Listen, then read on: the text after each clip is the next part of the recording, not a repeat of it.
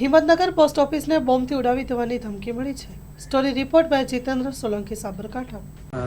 ગુજરાતના અલગ અલગ જિલ્લાઓની વડી કચેરીઓમાં લગભગ 11 વાગ્યાની આજુબાજુ પાસપોર્ટ સેવા કેન્દ્ર જે ચાલે છે એમાં બોમ્બ થ્રેટની એક ધમકીભર્યો ઈમેલ આવ્યો હતો, જેના અનુસંધાને તાત્કાલિક ધોરણે અમને સ્ટાફ અને ગ્રાહકોની સુરક્ષા માટે આખું બિલ્ડિંગ ખાલી કરાવી તાત્કાલિક ધોરણે પોલીસ ઓથોરિટી અને ફાયર બ્રિગેડની જાણ કરી હતી, જેમાં પોલીસ ઓથોરિટીએ તાત્કાલિક પગલાં લઈ તાત્કાલિક આવી અને બિલ્ડિંગના તમામ જગ્યાઓનું સઘન ચેકિંગ એસઓજી ટીમ અને બોમ્બ સ્ક્વોડ સાથે કરેલું છે અને તમામ ખૂણે ખૂણાની તપાસ કરી કોઈ સંદિગ્ધ પદાર્થ ના મળી શકે એના લીધે તપાસ કરવામાં આવી હતી। જે તપાસમાં એમાં એ પતાયા પછી એમને કહ્યું કે અહીંયા કોઈ એવું સંદિગ્ધ પદાર્થ મળી આવ્યું નથી।